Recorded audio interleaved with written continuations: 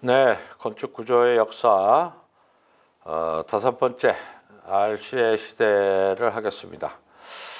RC의 시대는 20세기 근대 건축과 20세기 후반의 현대 건축 이렇게 둘로 나눠서 살펴보려고 합니다. 그래서 오늘은 RC 시대 첫 번째로 20세기 전반 근대 건축과 RC 이렇게 볼 거고요. 그중 첫 번째 RC 탄생부터 알아보도록 하겠습니다. 자, 콘크리트라고 하는 거는 뭐 여러 가지 용어로 쓰입니다만은 그거를 한번 쭉 들여다보겠습니다. 콘크리트의 시작 원료는 모르타르죠. 모르타르는 시멘트와 석회 뭐 들어가기도 하고 안 들어가기도 합니다만은 모래, 물 이렇게 한 게 모르타르입니다. 여기에 골재가 안 들어가면 이제 모르타르라는 것이 되고, 여기에 이제 골재, 자갈이나 쇠석 같은 거가 들어가고 뭐 필요할 때 첨가제가 들어가면 이걸 우리가 콘크리트라고 얘기를 합니다. 거기다가 이제 이것이 RC라고 하면 Reinforced Concrete가 돼가지고 여기는 콘크리트 안에 보강하는 철근이 들어갔다라고 할 때는 RC 이렇게 얘기합니다. 그다음에 PC도 RC인데 PC는 미리 만들어 놓은 RC다라고 해서 Precast, Prefabricated RC를 우리가 PC라고 얘기합니다. 아래쪽 가운데 그림이 PC로 된 볼을 만들어서 올리는 장면이 되겠습니다. 그 다음에 PSC라고 하는 거는 여기에다가 철근에다가 사후나 사전에 인장력을 걸은 프리 스트레스, 포스트 스트레스 콘크리트를 우리가 PSC라고 하고요. 마지막으로 FRC라는 게 있습니다. FRC는 이 철근 콘크리트에다가 콘크리트에 여러 가지 섬유들을 집어넣는 거예요. 섬유는 뭐 철사도 넣고 유리 섬유, 탄소 섬유, 비닐 섬유 뭐 이런 여러 가지 섬유들을 집어넣어서 콘크리트 자체가 표면이 강하게 혹은 모서리가 튼튼하게 만들어 놓은 것을 우리가 FRC라고 합니다. 자, 이렇게 콘크리트 종류를 알아봤고요. 역사를 좀 살펴보면 고대로부터 콘크리트가 있었던 얘기는 여러 번 했습니다. 로마 시대 때 특히 콘크리트로 된 건물들이 많습니다. 이건 포졸란 콘크리트라고 해서 로마에 많이 있던 화산으로부터의 화산재를 시멘트로 써서 그거를 물과 섞어서 골재를 넣어서 만든 콘크리트를 많이 사용했다. 지금 보이는 카라칼라 목욕장도 콘크리트의 단면들이 지금까지 남아 있습니다. 자, 중세 때도 쓰였겠죠. 당연히 여기 프라하에 있는 궁전처럼 골조는 석재로 하고 그 사이를 콘크리트와 석회, 플라스터 같은 걸로 마무리해서 건물들을 짓곤 했습니다. 자, 그러다가 이 리인포스트 콘크리트라고 하는 거는 아주 늦게 19세기 말에나야 드디어 등장을 하게 되었습니다. 자, 이게 왜 이렇게 늦었는가? 콘크리트는 그리스 로마 때부터 있었다 그러는데 어떻게 RC는 이 시점에야 왔는가? 이게 이제 매우 궁금한 일이죠. 이거를 알아보도록 하겠습니다. 그래서 최초로 RC가 사용된 것은 건물이 아니라 아주 아이러니컬하게도 배예요. 배를 철근 콘크리트로 만드는 게 최초의 RC였다. 그래서 1848년에 랑보라는 사람이 콘크리트 배를 처음 만들었습니다. 그 이후에 1853년에 첫 번째 RC 건물이 나타납니다.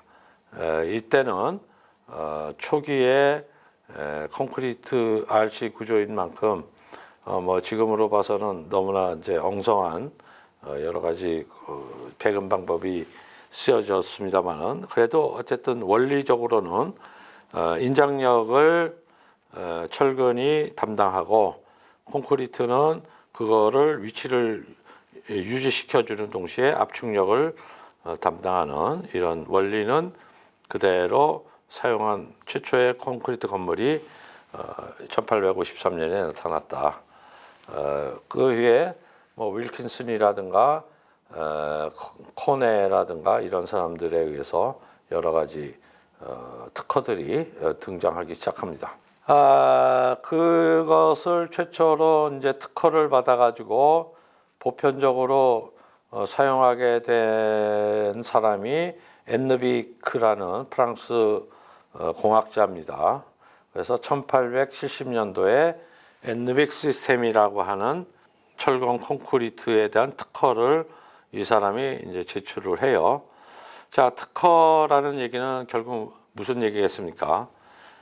이거는 결국 오래전부터 관습적으로 쓰이던 방식이 아니라 아주 최근에 최근 역사에서 드러난 어떤 공학적 발명품이다라는 얘기겠죠. 그만큼 철근 콘크리트라고 하는 것은 콘크리트하고는 달리 아주 최근에 들어서 나타난 물건이다 이런 얘기입니다. 그래서 이 엔느빅이 사용했던 여러 가지 특허의 방법론들과 이 사람이 실제로 RC를 사용해서 건설했던 교량들을 보여주고 있습니다. 그래서 역시 RC로 되니까 철골만큼 경관도 크게 할 수 있고 철골보다 훨씬 좋은 건 뭐냐면 부식에 강하다라는 얘기죠. 자, 이것도 철근 콘크리트하고 비슷한 시절에 나타났던 여러 가지 피복 시스템들이죠. 자, 이게 왜 중요했는고 하니, 자, 철골이 이제 드디어 19세기서부터 건축 재료로 쓰이게 되니까 인류 건축에 있어서 제일 골치 아팠던 문제가 하나 해결됩니다. 그것은 결국 뭐냐면 평슬라브죠. 평슬라브라고 하는 거는 아주 고대로부터 꼭 이루고 싶었던 건축 시스템인데 그것은 이루어질 수 없죠. 왜냐하면 돌이라고 하는 건 인장력에 못 견디니까 결국 아치를 만들 수밖에 없고, 아치를 만들자면 평으로 되는 게 아니라 반드시 이렇게 두께를 가지게 되기 때문에 평슬라브라고 하는 거는 가질 수가 없었다. 그러니까 평으로 된 바닥을 가지려면 목재를 가지고 너를 만들 수밖에 없었죠. 그래서 뭐 아무리 궁전이라도 층과 층 사이는 다 목재였고, 그건 불이 나면 하염없이 다 타버릴 수밖에 없었고, 또 목재이다 보니 층간에 모든 소음이나 뭐 물을 쏟아도 밑층으로 다 내려가고 이런 일들이 벌어졌던 것입니다. 자, 그러다가 이제 철 건축이 나타나니까 이 철로 된 보가 가지고서 벽과 벽 사이를 이렇게 건너지르면 거기에다가 이제 쉽게 평으로 된 슬라브를 만들 수가 있게 된 거죠. 그런데 이제 문제가 뭡니까? 철이라고 하는 건 역시 또 화재에 굉장히 취약하다. 철은 부식과 화재에 취약하다가 철의 가장 큰 약점이죠. 자, 그래서 철을 콘크리트 같은 걸로 피복하는 시스템이 또 등장합니다. 이것들이 이제 왼쪽에 있는 그림들이에요. 모니에르라는 사람의 시스템, 그 다음에 레블링이라고 하는 사람의 시스템. 이거 둘 다 I형광을 바닥을 만드는데 쓰고 그 사이를 콘크리트로 피복을 해서 화재와 부식을 방지할 수 있는 시스템이 등장을 하게 됩니다. 자, 그렇다면 이것도 RC라고는 볼 수가 없죠. 철골 피복이지 RC는 아닙니다. 그런데 RC라고 하는 것은 엄밀하게 얘기하면 이와 같은 것을 말합니다. 콘크리트 보다 그러면 보가 있을 때 하중이 가해지면 이렇게 휩니다. 이렇게 휘는데 휘다 보면 당연히 위는 압축력이 가해지죠. 아래쪽은 늘어나니까 인장력이 생겨난다. 자, 그러니까 이거의 단면으로 보면 이 부분은 콘크리트의 압축력이 작용하는 부분이고 이 부분은 늘어나면서 인장력이 생기는 부분인데 이거는 철근이 잡는다. 이게 철근 콘크리트의 핵심이에요. 그리고 과거에는 이 인장력을 견디는 철근이 없으니까 이게 평으로 하는 게 스팬이 그리스 때는 5에서 7m밖에 될 수 없었고 그 이상을 하려면 아치를 할 수밖에 없었고 이런 거 아닙니까? 자, 이게 이제 지금 철근 콘크리트의 핵심인데 이게 왜 이후에나 나오게 되었는가 보면은 이렇습니다. 자, 콘크리트가 받는 이 압축력이라고 하는 것은 이만큼이 콘크리트 면적으로 받게 되겠죠. 요거를 이제 응력으로 표현하면 이런 그래프가 그려집니다.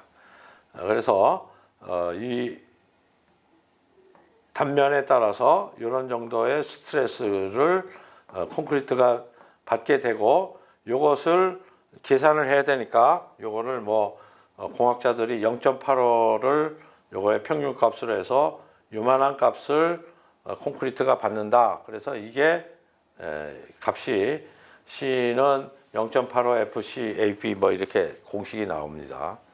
자, 그러면 이 콘크리트가 받는 만큼의 힘을 요 철근이 받아줘야 되거든요.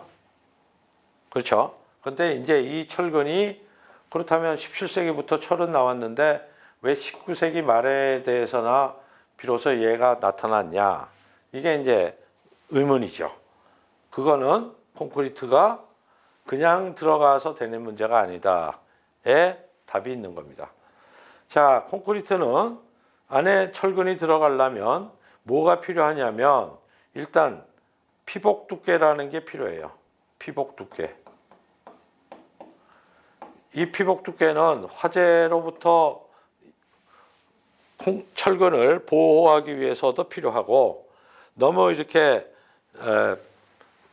끝에다가 철근을 박아 놓으면 어떻게 되겠어요? 쑥 뽑히겠죠. 그래서 일단 이 피복 두께라고 하는 거하고 이 철근과 철근 사이에 들어가는 철근 간격이라는 게 반드시 필요합니다. 이게 이제 우리 지금 구조 기준에 따른 기준인데 철근 간격은 얼마 이상으로 해라, 철근 피복 두께는 얼마 이상으로 해라는 게 법으로 다 정해져 있어요. 자, 이거를 지키다 보면 철근이 들어갈 수 있는 이 범위라고 하는 게 딱 정해져 있습니다. 이렇게 들어갈 수가 없어요. 이렇게 들어갈 수가 없고 딱 철근이 들어갈 수 있는 게 요거 빼고 이렇게 하다 보면 요거 빼고 하면 요만큼밖에 들어갈 수 없어요. 그러면 요 면적에다가 어떤 강도를 가진 철이 들어와야 콘크리트하고 소위 값이 똑같겠느냐 이런 문제가 되겠죠. 자, 그러니까 이 작은 면적에다가 철이 들어가서 이거와 동등한 성능을 발휘하려면 이 강도, 철골의 강도가 높아야 된다. 이게 뭐냐? 이게 강철이에요. 이게 강철. 다시 말해서 철근의 강도가 적어도 콘크리트의 강도의 10배 이상이 되는 소위 2,400kg per 스퀘어 센티미터짜리가 나와야만 이렇게 사이즈를 줄여서 요 안에다가 집어넣을 수가 있게 된다. 콘크리트는 210이죠. 210kg죠. 자, 240짜리가 나와야 되는데 이게 나온 게 언제냐면 19세기 말이다 이 말이죠. 그러니까 그전에는 이런 이론을 다 알고 있어도 연철 갖고서는 철근 콘크리트를 만들 수가 없는 거죠. 주철 갖고도 만들 수 없는 거죠. 강철이라는 것이 나타날 때까지 기다렸어야 된다. 이게 언제냐? 이게 말하자면 1890년도다. 그래서 RC라고 하는 것이 이론적으로는 그 전부터 그러면 되겠구나를 알고 있었음에도 불구하고 이것이 현실에 등장하게 된 것은 19세기 말이었다. 이런 내용을 우리가 알 필요가 있습니다. 그래서 여기에 최초의 RC 건물인 오거스트 페레의 건물들이 나타납니다. 역시 구조가 RC임에도 외장은 고전주의적인 외관을 갖고 있고요. 오른쪽 그림에 와서야 비로소 철근 콘크리트다운 건축적 표현이 등장합니다. 어쨌든 이 강철이라는 걸 통해서 비로소 RC 구조가 가능해졌다. 이런 얘기를 기억해 두시면 되겠습니다.